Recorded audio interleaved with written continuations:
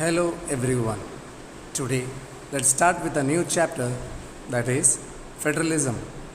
Federalism is a system in which the governmental power is divided between a central authority and its various constituent units.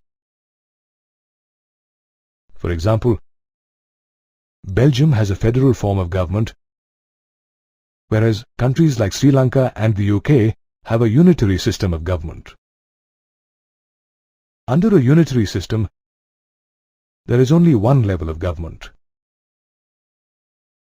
There may be subunits like state governments, but they are under the absolute subordination of the central government. Under the federal system, there are two or more tiers or levels of government: the central government, the state government, and, as an exception in India, a third tier or local self-government. However, in federalism, each tier has its own jurisdiction in specific matters of legislation, taxation, and administration. Jurisdiction is the legal authority and can be defined in terms of geographical area. Federalism provides constitutional guarantees for the existence and authority of each tier of government. In addition, the basic provisions of the Constitution cannot be unilaterally changed by one tier of government. Such changes require the approval of both tiers of the government. Every level is free in its own way to impose taxes and raise funds through remunerative enterprises. However, the sources of revenue for each tier are also clearly specified. An independent judiciary is the very essence of federalism. The courts have the power to interpret the Constitution and the powers of the different tiers of government. The highest court of the land acts as an arbitrator in case of a dispute between different tiers of government. Federalism has the dual objectives of promoting unity of the country and recognizing regional diversity by way of mutual trust and agreement of living together. The balance of power between the center and state governments can vary from federation to federation. It depends mainly on the historical context in which the federation was formed. There are two ways in which federations can be formed: coming together federations and holding together federations. In the coming together federations, independent states come together on their own to form a bigger unit, so that by pooling sovereignty and retaining identity, they can increase their security. USA, Switzerland, and Australia are examples of coming together federations. In these countries, all the constituent states usually have equal power and are strong vis-à-vis the federal government. On the other hand, in holding together federations, a large country decides to divide its power between the constituent states and the national government.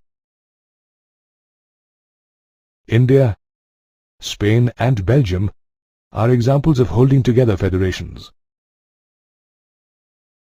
In this type of federation, the central government tends to be more powerful with regard to the states. The different constituent units of the federation too may have unequal powers. For example, Jammu Kashmir in India has been granted special status. India is a union of states based on the principles of federalism. Our country has a three-tier system of government, namely the union government, state governments, and the local government that consists of Gram Panchayats and municipalities. The Indian Union is based on the ideology of holding together federation, whereby the power is divided between the respective states and the central government. However, this power sharing can vary across different units of the federation. For example, Jammu and Kashmir enjoys more power than other states. On the other hand, the Union Territory is virtually dependent on the center. These unique power-sharing ways make the Indian system of governments quasi-federal in nature. The Constitution provides a threefold distribution of legislative power between the central and the state governments. Therefore, there are three lists, namely, the Union List, State List, and the Concurrent List. The Union List includes 97 subjects of national importance such as defense, atomic energy, foreign affairs, railways, banking, posts and telegraphs. These matters need a uniform policy throughout the country and are hence included in this list. Laws on these Union List subjects can solely be made by the Parliament. The second list is the State List that consists of 66 subjects of state and local importance such as police, trade, commerce, agriculture, and irrigation. The state legislative alone can make laws related to subjects mentioned in the State List. The third list is the Concurrent List, which includes subjects of common interest to both the Union and state government. For example, forests, trade unions, marriage, adoption, and succession. Both the Union and state governments can make laws on the Concurrent List, but in case of conflict, the laws by the Union government are given more importance. There are some subjects that do not fall under any of the lists or came up after the Constitution was made. These are known as the residuary. The Union government has powers to make laws on these residuary subjects. For example, computer hardware and software. A holding together federation does not give equal powers to its constituent units, which means that all states of the Indian Union do not have identical powers.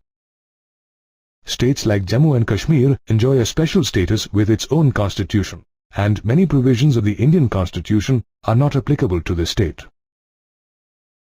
On the other hand, there are some units of the Indian Union which enjoy very little powers, like Chandigarh, Lakshadweep, or the capital city of Delhi.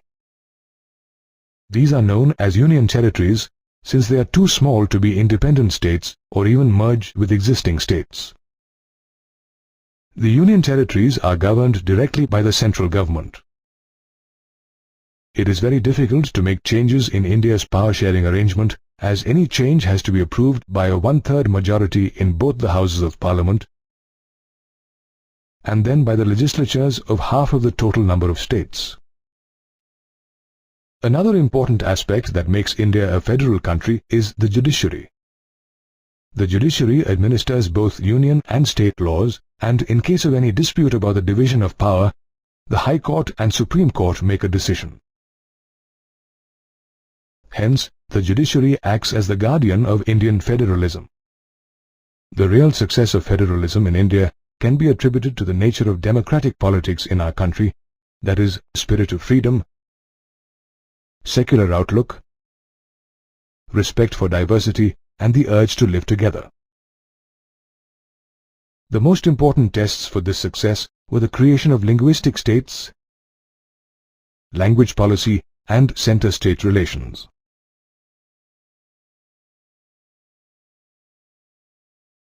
At the time of independence in 1947, there were many states that had more than one local language. However, in 1956, under the State Reorganization Commission, the states were created on the basis of language. During this time, many small states disappeared and new ones came into existence. Did you know? Bilaspur was an independent state till 1954, after which it was merged as a district in the state of Himachal Pradesh. In 1966, Haryana was created from the state of Punjab. Similarly, the 16 northern Telugu-speaking districts of Madras state became the new state of Andhra. Some states like Nagaland, Uttarakhand, and Jharkhand were created to recognize their cultural and ethnic differences. The formation of linguistic states has made the country more united and easier to administer. Another test for the success of the Indian Federation was the framing of the language policy in a multilinguistic country. The Census of India held in 1991 identified 1,500 distinct languages and grouped them under 114 major languages.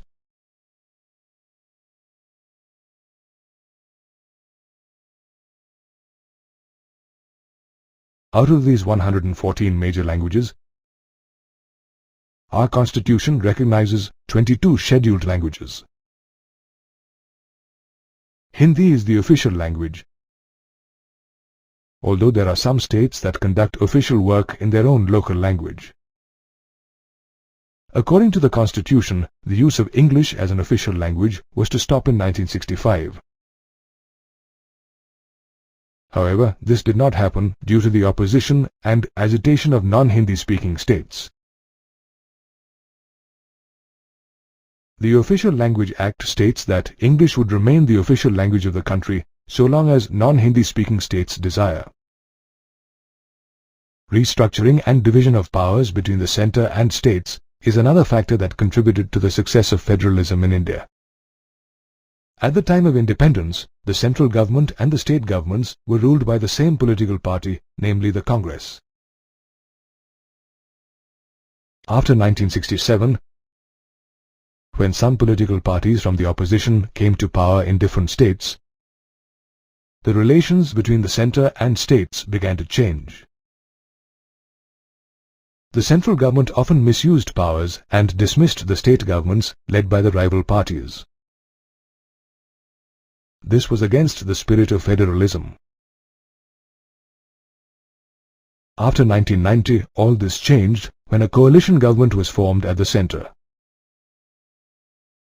Regional parties became more powerful in the states and different parties formed an alliance. For example, the UPA and the NDA. Under this arrangement, the culture of power sharing and respect for the autonomy of state governments spread in India. The Supreme Court also made it difficult for the central government to dismiss the state governments in an arbitrary manner. As a result, with the era of the coalition government, the federal structure is more effective today than it was when the Constitution came into force. Due to the massive diverse population, India has a three-tier system of government, where the local government forms the third tier. In order to manage and resolve issues and problems of people at the local level and keep them united, power sharing within the state is essential. The process of taking away power from the central and state government and giving it to the local government is known as decentralization. To strengthen the local government and make decentralization more effective, several amendments have been made in the Constitution concerning the Panchayati Raj and the Nagar Palika or municipality. According to these amendments, it is mandatory to hold regular elections for local government bodies. Seats are reserved in the elected bodies for the scheduled castes, scheduled tribes and other backward classes, and 1/3 of all positions are reserved for women. An independent state election commission has been created in each state to conduct panchayat and municipal elections. Moreover, the state governments are required to share some powers and revenue with local government bodies. Let's now take a look at the local governments that exist in rural and urban India. The rural local government, popularly known as the Panchayati Raj, consists of the Zilla Parishad, the Panchayat Samiti, and the Gram Panchayat. The Gram Panchayat is a decision-making body present in each village or group of villages. It consists of ward members called Panch and a president called Sarpanch. They are directly elected by the adults of the ward or village. The Gram Panchayat works under the supervision of the Gram Sabha that consists of all the voters in the village. It meets twice or thrice in a year to approve the annual budget of the Gram Panchayat and to review the Panchayat's performance. The Gram Panchayats together form a Panchayat Samiti, also known as a block or mandal. The members of this body are elected by the members of the Panchayats in that area. All the Panchayat Samitis together form the Zilla Parishad. Members of the Lok Sabha and members of the Legislative Assembly, along with some other officials, are members of the Zilla Parishad. The urban local government or Nagar Palika comprises the municipal committees in towns and municipal corporations in big cities. The members are elected by the people. The three-tier system of government is the largest experiment in democracy conducted anywhere in the world. However, it's facing a few problems. For instance, Gram Sabhas are not held regularly and adequate resources are not given to local bodies. In certain cases, the state governments have not transferred power to local governments. Yet, this system has 36 lakh representatives in the rural and urban local governments and a significant participation of women. Despite certain problems, the presence of local governments and decentralization of power has helped strengthen democracy in the country.